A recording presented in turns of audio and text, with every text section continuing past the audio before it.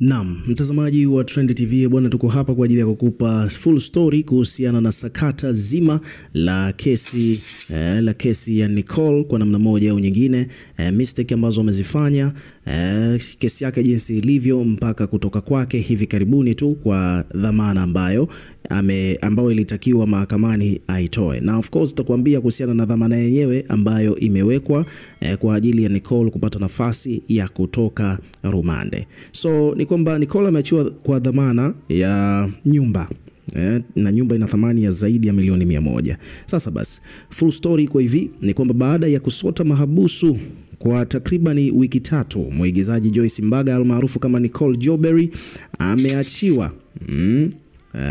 Binti ameachiwa kwa dhamana.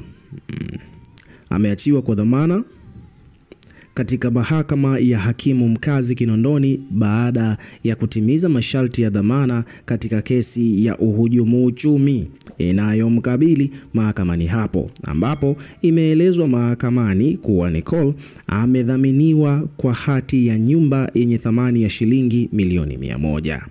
Mbali na Nicole, mwingine aliyeachiwa kwa dhamana ni mshtakiwa mwenzake ambaye anafahamika kwa jina la Rehema Mahunyu. Huyu yeye ana umri wa miaka 31, ambapo wawili hao walipandishwa kizimbani mnamo Machi 10 mwaka huu 2025 wakikabiliwa na mashtaka ikiwemo kupokea shilingi milioni 186.5 kutoka kwa umma bila kibali kutoka Benki Kuu ya Tanzania BOT. Sasa hizo ndo pesa zile ambazo wanasema kwamba zilikuwa ni za mchezo, walikuwa wanachezesha mchezo, lakini sasa kuchezesha michezo bila kibali ni kosa kisheria. Haya, wawili hao wameachiwa kwa masharti ya dhamana mbele ya hakimu mkazi mwandamizi Ramadhani Rugemalira anayesikiliza kesi hiyo baada ya kutimiza masharti hayo ya dhamana. Nicole amedhaminiwa kwa hati ya nyumba yenye thamani ya shilingi milioni 100, lakini aliyemdhamini bado hajawekwa wazi, huku mwenzake Rehema akiwa amedhaminiwa na Ramadhani Juma pamoja na Joyce Isdon ambao waliwasilisha hati ya nyumba yenye thamani ya shilingi milioni 57 za Kitanzania. Kesi ya Nicole na mwenzake inatarajiwa kurudi mahakamani hapo mnamo Machi 24 mwaka huu hapa 2025, ambapo siku ya Machi tarehe 17 mwaka 2025 walifikishwa mahakamani hapo kwa ajili ya dhamana, ambapo miongoni mwa makosa yao katika shtaka la kwanza wanatuhumiwa kuongoza genge la uhalifu. Wanatuhumiwa kwa miezi hiyo na miaka hiyo wakiwa ndani ya mkoa wa Dar es Salaam waliendesha biashara ya kihalifu au jinai kwa lengo la kujipatia fedha kutoka kwa jamii na kupokea amana au miamala bila kupata leseni kutoka BOT, yani Bank of Tanzania. Hiyo ni benki kuu.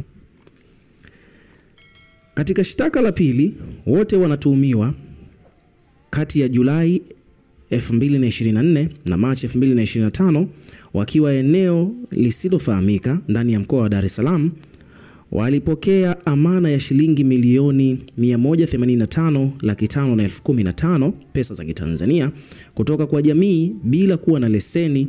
Na katika shtaka la tatu waliendesha mfumo wa malipo bila ya kuwa na leseni ya malipo inayotolewa na BOT.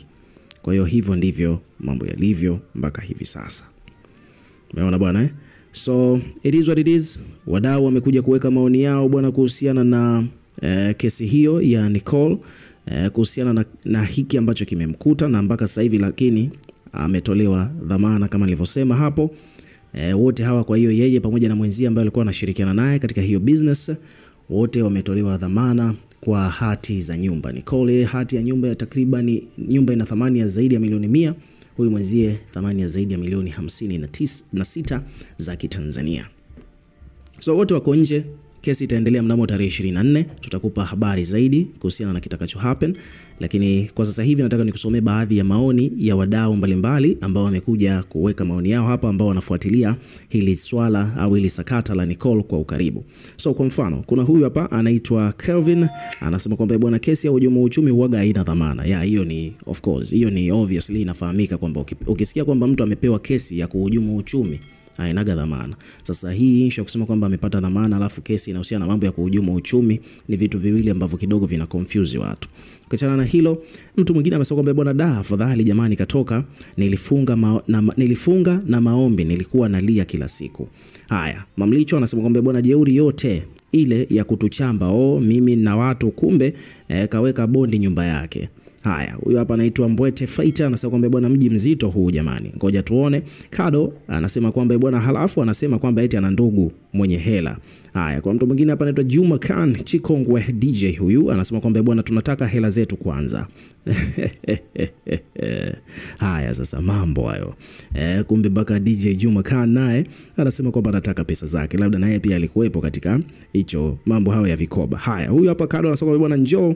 Okay, haya. Kwa mtu asome kwamba bwana, kwa mfano ukamdhamini mtu kwa hela cash kama mahakama inavyotaka, kesi ikiisha